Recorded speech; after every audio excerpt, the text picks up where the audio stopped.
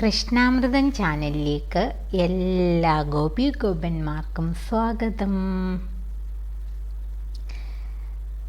ഇന്ന് ഭാഗവതത്തിലെ ഒരു പ്രശസ്തമായ ഒരു കഥയാണ് പറയുന്നത്.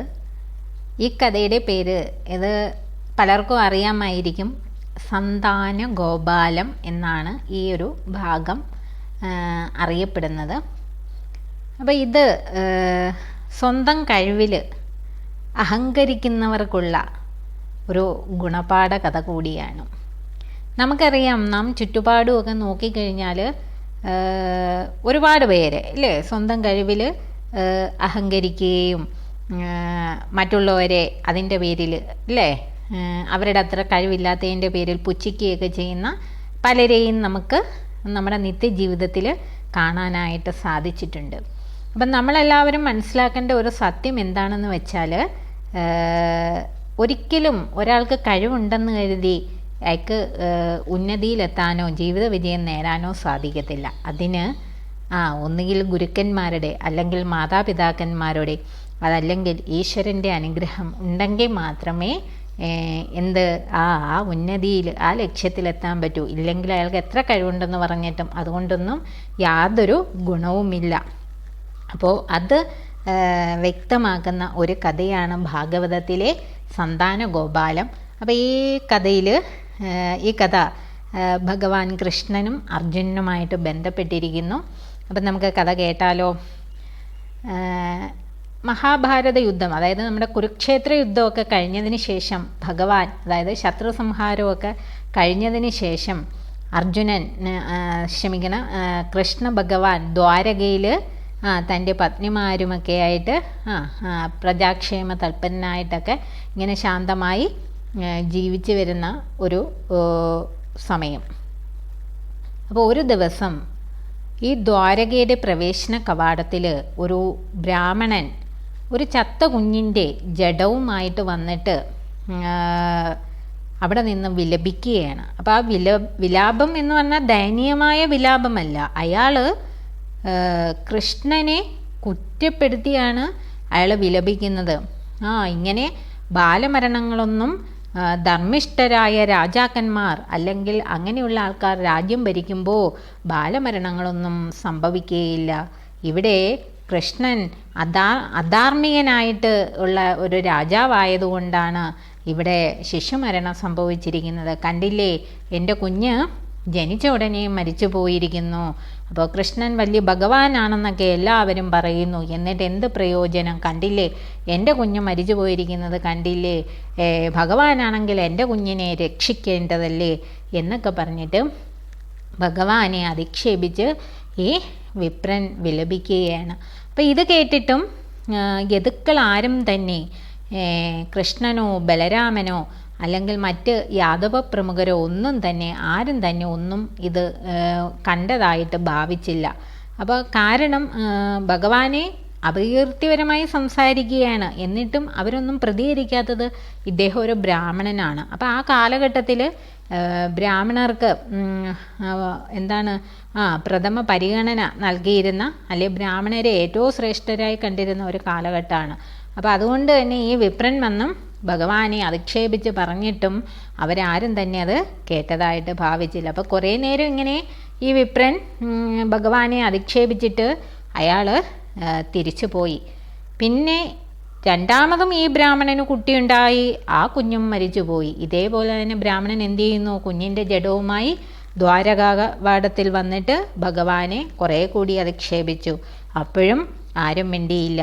ഇങ്ങനെ ഈ ബ്രാഹ്മണൻ എന്ത് ചെയ്യുന്നു, 9 പ്രാവശ്യം ഈ ബ്രാഹ്മണൻ്റെ പത്നി പ്രസവിക്കുന്നു. ഈ 9 കുഞ്ഞുങ്ങളും മരിച്ചു പോവുകയാണ്. ഈ 9 പ്രാവശ്യവും ഈ ബ്രാഹ്മണൻ ദ്വാരകയുടെ ഈ കവാടത്തിൽ വന്നിട്ട് ഭഗവാനെ അധിക്ഷേപിക്കുകയാണ് ചെയ്യുന്നത്.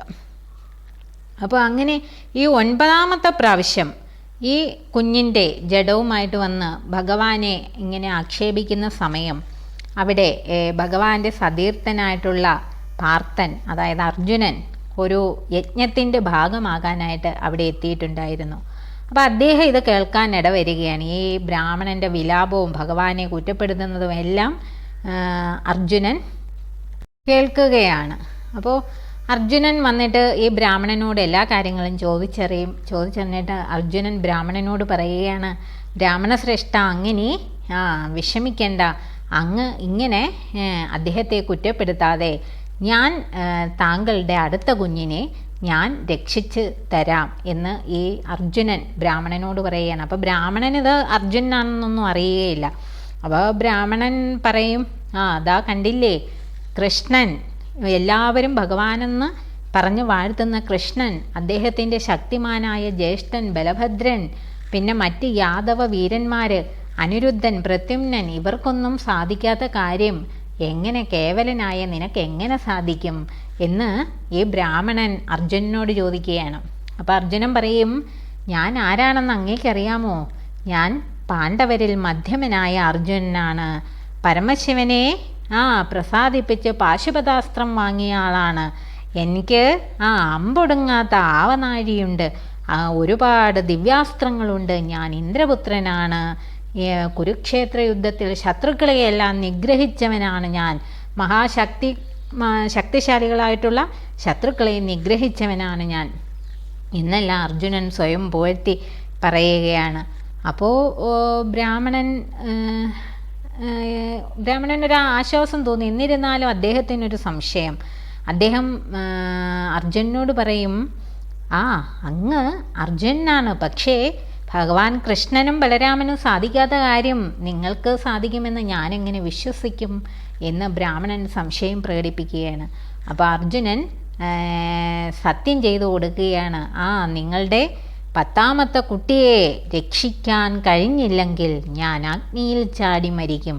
അപ്പോൾ ബ്രാഹ്മണന് വിശ്വാസവുമാകും സന്തോഷവുമാകും. കാരണം അത്രയ്ക്ക് ഉറപ്പില്ലാത്ത ഒരു കാര്യം അല്ലേ, അതിനുവേണ്ടി സ്വന്തം ജീവൻ ഉറപ്പുള്ളത് കൊണ്ടാണല്ലോ അത് സാധിച്ചില്ലെങ്കിൽ അഗ്നിയിൽ ചാടി മരിക്കുമെന്ന് അർജുനൻ പറഞ്ഞിരിക്കുന്നത്. അപ്പോൾ ബ്രാഹ്മണന് സന്തോഷമാകും. അങ്ങനെ ഈ ബ്രാഹ്മണ പത്നി അടുത്ത 10ാമതും ഗർഭം ധരിക്കും. അപ്പോൾ പ്രസവ സമയം അടുക്കാറാകുമ്പോൾ ഈ ബ്രാഹ്മണൻ വന്നിട്ട് അർജുനനെ കൂട്ടിക്കൊണ്ടുപോകും. അപ്പോൾ അർജുനൻ എന്താണ് ചെയ്യുന്നത്? ഈ സൂതികാഗൃഹത്തിന് ചുറ്റും തൻ്റെ ശരങ്ങൾ കൊണ്ട് ഒരു കവചം അങ്ങോട്ട് തീർക്കും. ഒരു ചെറിയ അണുവിന് പോലും അർജുനൻ്റെ പെർമിഷൻ ഇല്ലാതെ അതിനകത്ത് കിടക്കാൻ പറ്റത്തില്ല. ദിവ്യാസ്ത്രങ്ങൾ കൊണ്ട് അങ്ങനെ ഒരു ശരകുടീരം തന്നെയാണ് അവിടെ നിർമ്മിച്ചിരിക്കുന്നത്. എന്നിട്ട് അതിൻ്റെ പ്രവേശന കവാടത്തിൽ അർജുനൻ തൻ്റെ വില്ലുമായിട്ട് ഇങ്ങനെ കാവൽ നിൽക്കുകയാണ്. അപ്പോൾ പ്രസവ സമയം അടുത്ത് വരികയാണ്. ഈ ബ്രാഹ്മണന് ആകെ ടെൻഷനാകുന്നു. ബ്രാഹ്മണൻ അങ്ങോട്ടും ഇങ്ങോട്ടും നടക്കുന്നു. അപ്പോൾ അർജുനൻ സമാധാനിപ്പിക്കുന്നുണ്ട് അദ്ദേഹത്തെ, അങ്ങ് വിഷമിക്കാതിരിക്കൂ, ഇവിടെ എൻ്റെ അനുവാദമില്ലാതെ യമദേവന് പോലും ഇതിനകത്ത് പ്രവേശിക്കാനായിട്ട് സാധിക്കത്തില്ല എന്ന് പറയും. അപ്പോൾ അങ്ങനെ കുറേ കഴിയുമ്പോൾ ഈ സൂതികാഗൃഹത്തിനുള്ളിൽ നിന്നും സ്ത്രീകളുടെ നിലവിളി കേൾക്കും. അപ്പോൾ ഇവർ ഓടി ചെല്ലുമ്പോൾ അവിടെ എന്താണ്? ബ്രാഹ്മണ പത്നി പ്രസവിച്ചു. പക്ഷേ ഇത്തവണ എല്ലാ പ്രാവശ്യത്തിൽ നിന്നും വ്യത്യസ്തമായി ജനിച്ച കുഞ്ഞ് ശരീരത്തോടുകൂടി അപ്രത്യക്ഷമായിരിക്കുകയാണ്. അപ്പോൾ ഇതിനു മുമ്പെല്ലാം കുട്ടി മരിക്കുമെങ്കിലും ശരീരം അവശേഷിക്കുമായിരുന്നു. ഇത്തവണ ശരീരം പോലും അവശേഷിച്ചിട്ടില്ല. അപ്പോൾ ഇത് കാണുമ്പോൾ ബ്രാഹ്മണൻ്റെ ദേഷ്യം വർദ്ധിക്കും. എന്നിട്ട് ബ്രാഹ്മണൻ എന്തു ചെയ്യും? അർജുനനെ കോപത്തോടുകൂടി ആക്ഷേപിക്കാൻ തുടങ്ങും. നിങ്ങളല്ലേ പറഞ്ഞത് നിങ്ങൾ വലിയ വില്ലാളി വീരനാണ്, പരമശിവനിൽ നിന്നും അസ്ത്രങ്ങൾ നിങ്ങൾക്ക് കിട്ടിയിട്ടുണ്ട്, ദിവ്യാസ്ത്രങ്ങളുണ്ട് നിങ്ങളുടെ കയ്യിൽ എന്നെല്ലാം പറഞ്ഞിട്ട് ഇപ്പോൾ എന്തായി? ഇതിനു മുമ്പ് എനിക്കെൻ്റെ കുഞ്ഞിൻ്റെ ശരീരമെങ്കിലും കാണാൻ പറ്റുമായിരുന്നു. ഇത്തവണ ആ ശരീരത്തോടുകൂടി അപ്രത്യക്ഷമായിരിക്കുന്നു. നിങ്ങൾ പറഞ്ഞ വാക്ക് പാലിക്കുക, പോയി അഗ്നിയിൽ ചാടി മരിക്കുക എന്ന് ഈ ബ്രാഹ്മണൻ അർജുനനോട് ദേഷ്യത്തിൽ പറയുകയാണ്. അപ്പോൾ അർജുനൻ തീരുമാനിക്കും ഇതങ്ങനെ വിട്ടുകൊടുക്കാൻ പറ്റില്ല. അർജുനൻ എന്തു ചെയ്യും? നേരെ യമധർമ്മപുരിയിലേക്ക് പോകും. അപ്പോൾ യമധർമ്മൻ്റെ പുത്രനാണല്ലോ പാണ്ഡവരിൽ മൂത്തവനായ യുധിഷ്ഠിരൻ. അപ്പോൾ യുധിഷ്ഠിരൻ്റെ അനുജനാണല്ലോ അർജുനൻ. അപ്പോൾ ആ ഒരു ഇന്ദ്രപുത്രനുമാണ്. അപ്പോൾ അർജുനനെ വേണ്ട രീതിയിൽ യമധർമ്മൻ സത്കരിക്കും. അപ്പോൾ യമധർമ്മനോട് അന്വേഷിക്കുമ്പോൾ അങ്ങനൊരു കുട്ടിയെ അവിടെ ഈ മൃത്യുപുരിയിൽ എത്തിയിട്ടില്ല. അപ്പോൾ അർജുനൻ പിന്നീട് എന്തു ചെയ്യും? അഷ്ടദിക്പാലകരുടെ കൊട്ടാരങ്ങളിലേക്ക് പോകും. അവിടെ എവിടെയെങ്കിലും ഈ കുട്ടി എത്തിയിട്ടുണ്ടോ എന്നറിയാൻ. അപ്പോൾ അവിടെയുമില്ല, സ്വർഗത്തിലുമില്ല. പിന്നെ പാതാളത്തിൽ പോയി നോക്കും, അവിടെയുമില്ല. അപ്പോൾ ഈ കുട്ടി 3 എങ്ങും എത്തിയിട്ടില്ല. അപ്പോൾ അർജുനൻ ആകെ നിരാശനാകും. അർജുനൻ എന്തു ചെയ്യും? ഇനി തൻ്റെ വാക്ക് പാലിക്കണം. അങ്ങനെ അർജുനൻ ചിതയൊരുക്കുകയാണ്. ചിതയൊരുക്കിയിട്ട് അതിൽ ചാടാനായിട്ട് അഗ്നിദേവനെ 7 പ്രാവശ്യം പ്രദക്ഷിണം ചെയ്യുകയാണ്. 7ാമത്തെ പ്രാവശ്യം പ്രദക്ഷിണം കഴിഞ്ഞ് ഇങ്ങനെ അഗ്നിയിലേക്ക് ചാടാൻ ഒരുങ്ങുന്ന സമയം പാർത്ഥൻ്റെ കയ്യിൽ ഒരു പിടി വീണു. പാർത്ഥൻ തിരിഞ്ഞു നോക്കുമ്പോൾ അത് മറ്റാരുമല്ല, സാക്ഷാൽ ശ്രീകൃഷ്ണ ഭഗവാനാണ്. അപ്പോൾ ഭഗവാൻ അർജുനനോട് ചോദിക്കും, അർജുന, നീ എന്താണ് ഈ ചെയ്യുന്നത്? നീ വിഡ്ഢിത്തം കാണിക്കാതിരിക്കൂ. ബ്രാഹ്മണൻ്റെ നഷ്ടപ്പെട്ട കുട്ടിയെ ഞാൻ കണ്ടുപിടിച്ച് തരാം എന്ന് പറഞ്ഞിട്ട് അർജുനനെയും കൂട്ടി ഒരു തേരിലേറി ഭഗവാൻ പടിഞ്ഞാറേ ദിക്കിലേക്ക് സഞ്ചരിക്കുകയാണ്. അങ്ങനെ അവർ ഒരുപാട് ലോകങ്ങൾ പിന്നിട്ട് അവർ വൈകുണ്ഠത്തിലെത്തിച്ചേരും. അപ്പോൾ വൈകുണ്ഠത്തിൽ അർജുൻ ആദ്യമായി എത്തുകയാണ്. അർജുൻ ഒറ്റയ്ക്ക് വൈകുണ്ഠത്തിലെത്താൻ സാധ്യമല്ല. ഭഗവാൻ കൃഷ്ണൻ്റെ സഹായമുള്ളത് കൊണ്ടാണ് അർജുനന് വൈകുണ്ഠത്തിലെത്താനായി സാധിച്ചത്. അപ്പോൾ വൈകുണ്ഠത്തിൽ എത്തിക്കഴിയുമ്പോൾ അവിടെ ലക്ഷ്മി സമേതനായ മഹാവിഷ്ണുവിനെ കാണുകയാണ്. അപ്പോൾ അദ്ദേഹം വളരെ സന്തോഷത്തോടുകൂടി കൃഷ്ണനെയും അർജുനനെയും സ്വാഗതം ചെയ്യും. എന്നിട്ട് ഭഗവാൻ പറയും, എൻ്റെ തന്നെ അംശങ്ങളായ നിങ്ങളെ കാണാൻ എനിക്കൊരാഗ്രഹമുണ്ടായി, അതുകൊണ്ടാണ് ഞാൻ ബ്രാഹ്മണൻ്റെ പുത്രന്മാരെ ഇങ്ങോട്ടേക്ക് കൊണ്ടുവന്നത് എന്ന് പറയും. മാത്രമല്ല മറ്റൊരു കാര്യം കൂടി നിങ്ങളെ അറിയിക്കാനുണ്ട്. നിങ്ങളുടെ ഭൂമിയിലെ അവതാര ഉദ്ദേശം, നിങ്ങളുടെ കർമ്മഫലങ്ങളും എല്ലാം തീരാറായിരിക്കുന്നു. നിങ്ങൾ ഇനി എത്രയും വേഗം നിങ്ങളുടെ സ്വധാമങ്ങളിലേക്ക് മടങ്ങുക എന്നുകൂടി അവരെ ഓർമ്മപ്പെടുത്തും. അപ്പോൾ അർജുനൻ നോക്കുമ്പോൾ കൃഷ്ണൻ നിന്ന സ്ഥലത്ത് ഭഗവാനെ കാണുന്നില്ല. കൃഷ്ണൻ ഒരു പ്രകാശവലയമായി മഹാവിഷ്ണുവിൽ ലയിക്കുന്നതാണ് അർജുനൻ കാണുന്നത്. അപ്പോൾ ഈ ദൃശ്യത്തിന് ശേഷം വീണ്ടും നോക്കുമ്പോൾ കൃഷ്ണൻ തൻ്റെ അടുത്ത് തന്നെ നിൽക്കുന്നു. അപ്പോൾ അർജുനന് ഒരു സത്യം മനസ്സിലായി. വിഷ്ണു തന്നെയാണ് കൃഷ്ണൻ, കൃഷ്ണൻ തന്നെയാണ് വിഷ്ണു, രണ്ടുപേരും ഒന്ന് തന്നെയെന്ന് അർജുനന് മനസ്സിലാകുകയാണ്. അപ്പോൾ ഭഗവാൻ എന്തു ചെയ്യും? ബ്രാഹ്മണൻ്റെ നഷ്ടപ്പെട്ടു പോയ 10 കുട്ടികളെയും കൃഷ്ണനെയും അർജുനനെയും ഏൽപ്പിക്കും. അവർ ഈ കുട്ടികളുമായി തിരിച്ച് ഭൂമിയിലേക്ക് വന്നു. ബ്രാഹ്മണനെ ആ കുട്ടികളെ ഏൽപ്പിക്കുകയാണ്. അപ്പോൾ ഇത് കാണുമ്പോൾ ബ്രാഹ്മണന് സന്തോഷവും അതിലുപരി വിഷമവും വരികയാണ്. കാരണം ഭഗവാൻ ഇതാ തൻ്റെ നഷ്ടപ്പെട്ടു പോയ 10 കുട്ടികളെ തിരിച്ചു കൊണ്ട് തന്നിരിക്കുകയാണ്.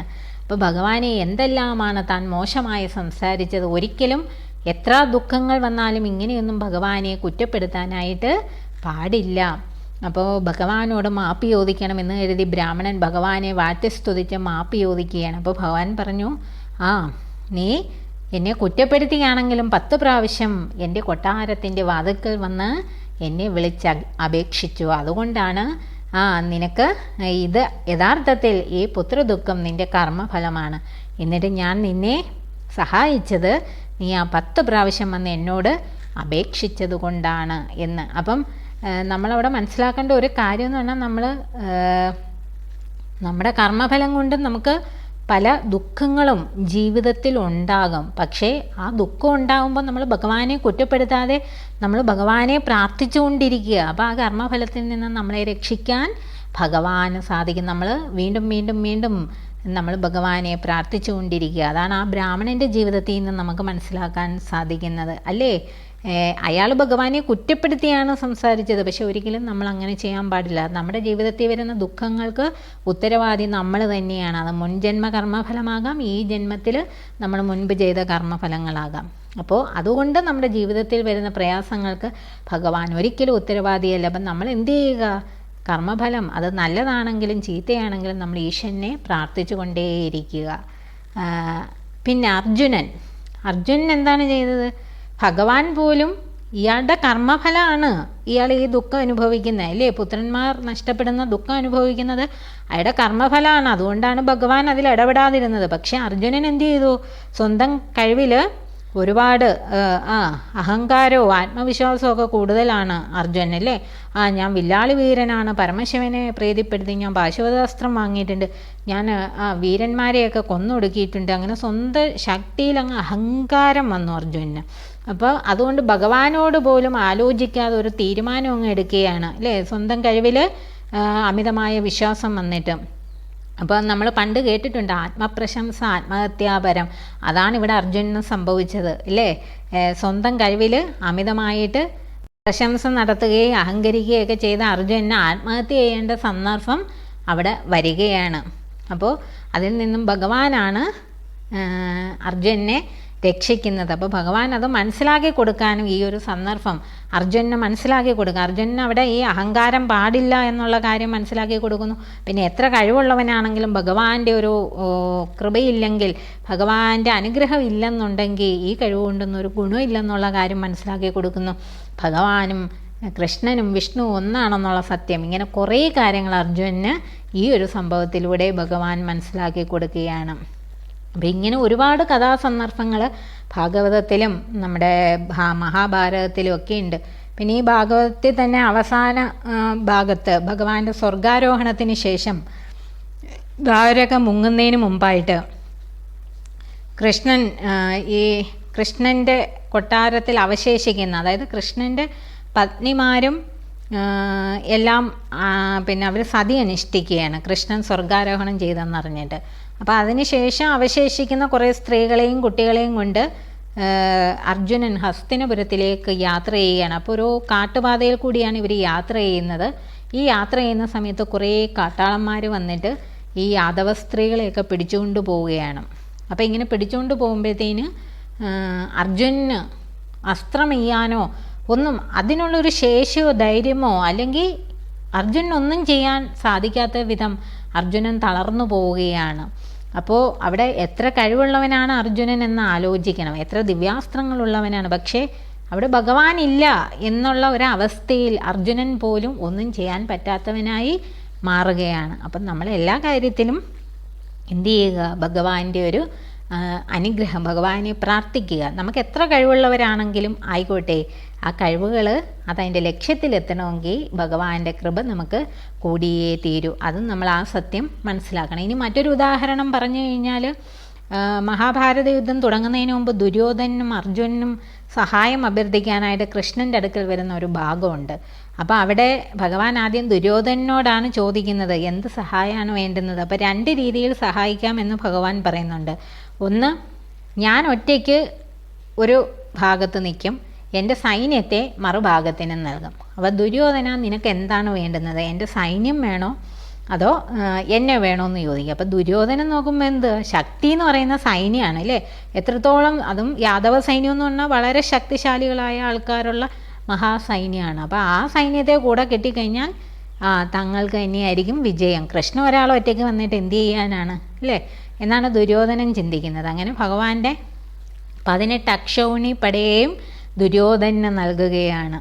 എന്നിട്ട് ഭഗവാനെ മാത്രമാണ് ആർക്ക് കിട്ടുന്നത്? പാണ്ഡവന്മാർക്ക്.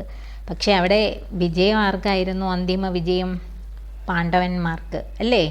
അപ്പോൾ നമ്മൾ ഒരുപാട് ശക്തി എത്ര ഈ ലോകം മുഴുവൻ ഒരു സൈഡിൽ നിന്നാലും ഭഗവാൻ മാത്രം നമ്മുടെ കൂടെ നിന്നാൽ മതി, നമുക്കായിരിക്കും വിജയം. അപ്പോൾ അത്രയും മാത്രം നമ്മൾ ചിന്തിച്ചാൽ മതി. അല്ലാതെ ശക്തിയിലോ കഴിവിലോ ഒന്നുമല്ല കാര്യം. ഭഗവാൻ നമ്മുടെ കൂടെയുണ്ടോ എങ്കിൽ നമ്മൾ എത്തേണ്ടടുത്ത് എത്തിക്കോളും. നമ്മൾ എന്ത് ചെയ്യുക, ഇനി എന്തെങ്കിലുമൊക്കെ കഴിവുകൾ ഭഗവാൻ തന്നിട്ടുണ്ട്, അതുകൊണ്ട് നമ്മൾ ഏതെങ്കിലുമൊക്കെ സ്ഥാനത്ത് എത്തിയിട്ടുണ്ടെങ്കിൽ നമ്മൾ ഭഗവാനോട് നന്ദി പറയുക. അപ്പോൾ ചിലർ പറയും ഞങ്ങൾ ഭഗവാനെ ഒന്നും പ്രാർത്ഥിച്ചിട്ടില്ല, ഞങ്ങളുടെ സ്വന്തം കഴിവുകൊണ്ടാണ് ഇവിടം വരെ എത്തിയത്, ഭഗവാന്റെ സഹായം കൊണ്ടൊന്നും അല്ല എന്നും പറയുന്ന ആൾക്കാരും ഉണ്ടാകും. അവരെ നമുക്ക് തിരുത്താൻ പറ്റില്ല. എങ്കിലും അവർ മനസ്സിലാക്കേണ്ട ഒരു കാര്യം എന്താണെന്ന് വെച്ചാൽ, അതവരുടെ അച്ഛനമ്മമാരുടെയോ അല്ലെ അവരുടെ മുൻജന്മ സുഹൃതോ അല്ലെ അവരുടെ ഗുരുകൃപയോ ഒക്കെ ആയിരിക്കും അവരെ ആ വിജയത്തിൽ എത്തിച്ചത്. ആർക്കും സ്വന്തം കഴിവുകൾ കൊണ്ട് ഒരിക്കലും ലക്ഷ്യത്തിലെത്താൻ പറ്റത്തില്ല. അതിന് ഇവരുടെയൊക്കെ ഒരു അനുഗ്രഹം ഉണ്ടെങ്കിലേ പറ്റൂ. ഇനി ഇതൊക്കെ പുരാണത്തിലെ കഥകളെ ഉദാഹരണമാക്കിയാണ് ഞാൻ സംസാരിച്ചത്. ഇനി എൻ്റെ ജീവിതത്തിൽ ഇതിനൊരു ഉദാഹരണമുണ്ട്, അതും കൂടി ഞാൻ പറഞ്ഞിട്ട് ഇത് വീഡിയോ അവസാനിപ്പിക്കാം. അതായത് ഞാൻ PSC പരീക്ഷ എഴുതുന്ന കാലഘട്ടത്തിൽ എനിക്ക് ഒരു PSC പരീക്ഷയ്ക്ക് 100ൽ 95 മാർക്കുണ്ട്. അങ്ങനെ റാങ്ക് ലിസ്റ്റിലും വളരെ നല്ലൊരു റാങ്കിലാണ് ഞാൻ ഉൾപ്പെട്ടിരിക്കുന്നത്. അപ്പോൾ എന്തായാലും തീർച്ചയായിട്ടും ഞാൻ കോൺഫിഡൻ്റായി, കാരണം എനിക്ക് ജോലി കിട്ടും. കാരണം അത്രയ്ക്ക് നല്ല മാർക്കാണ്, അത്രയ്ക്ക് നല്ല പൊസിഷനിൽ, റാങ്ക് ലിസ്റ്റിൽ അത്രയ്ക്ക് നല്ല പൊസിഷനിലുമാണ് ഞാനുള്ളത്. അപ്പം ഞാൻ ഭഗവാനെ നേർച്ചയൊന്നും ഇടേണ്ട ആവശ്യമൊന്നുമില്ല, ഭഗവാനെ പ്രാർത്ഥിക്കേണ്ട കാര്യമൊന്നുമില്ല, ഇതെനിക്ക് കിട്ടും. കാരണം ഉറപ്പാണ് അത്രയ്ക്ക് സേഫായിട്ടുള്ളൊരു പൊസിഷനിലാണ് ഞാനുള്ളത്. അവസാനം എന്ത് സംഭവിച്ചു എന്ന് വെച്ച് കഴിഞ്ഞാൽ 10 പേരെ കൂടി എടുത്താൽ എൻ്റെ ഊഴമായിരുന്നു. ആ 10 പേര് അവശേഷിക്കുക. ആ റാങ്ക് ലിസ്റ്റ് ക്യാൻസൽ ചെയ്തു. എനിക്ക് ആ ജോലി കിട്ടിയില്ല. അപ്പം ഞാൻ എൻ്റെ കഴിവുകൊണ്ടാണ് പഠിച്ച് ഈ റാങ്ക് ലിസ്റ്റിലൊക്കെ കയറിയത്. പക്ഷേ അതുകൊണ്ട് എനിക്ക് പ്രയോജനമുണ്ടോ? എനിക്ക് ജോലി കിട്ടിയില്ല. അപ്പോൾ അവിടെ ഞാൻ അഹങ്കരിച്ച് എൻ്റെ കഴിവിൽ എനിക്ക് അമിതമായ ആത്മവിശ്വാസം ഉണ്ടായി ഇല്ലേ? എന്താണ് ഭഗവാന്റെ അനുഗ്രഹം, ഭഗവാനെ നേർച്ചയെന്ന് വിടേണ്ട, അല്ലെങ്കിൽ ഭഗവാനെ പ്രാർത്ഥിക്കേണ്ട കാര്യമൊന്നുമില്ല. ഞാൻ പഠിച്ച് ഞാനിവിടെ ഈ റാങ്ക് ലിസ്റ്റിൽ വന്നിരിക്കുന്നു. ഇനി ഇതെനിക്ക് എന്തായാലും ഉറപ്പായിട്ടും കിട്ടും. അപ്പോൾ അങ്ങനെ ചെയ്തുകൊണ്ട് എനിക്ക് ആ ജോലി കിട്ടിയില്ല. അപ്പോൾ നമുക്ക് കഴിവുകളുണ്ട്, ഓക്കെ, നമ്മളത് വിനിയോഗിച്ച് പല ഘട്ടങ്ങളിലേക്ക് പോകും. അപ്പോൾ അവിടെയെല്ലാം നമ്മൾ കൂട്ടായി ഭഗവാനെ നമ്മുടെ കൂട്ടാക്കി മാറ്റുക, ഭഗവാന്റെ കൂട്ട് തേടുക. ആ കൂട്ട് നേടിയാൽ പിന്നെ നിങ്ങളെ ആർക്കും തോൽപ്പിക്കാനും പറ്റത്തില്ല. നിങ്ങൾ വിചാരിക്കാത്ത അത്ര ഉന്നതിയിൽ നിങ്ങൾക്ക് എത്താനും സാധിക്കും. അപ്പോൾ ഇതാണ് ഇന്നത്തെ കഥ. എല്ലാ ഗോപന്മാർക്കും ഇഷ്ടപ്പെട്ടെന്ന് വിചാരിക്കുന്നു. എല്ലാ ഗോപന്മാർക്കും ഏകാദശി ആശംസകൾ. അതേപോലെ കണ്ണൻ്റെ രാധാറാണിയുടെ അനുഗ്രഹമൊക്കെ ഉണ്ടാകട്ടെ എന്ന് പ്രാർത്ഥിക്കുകയും ചെയ്യുന്നു.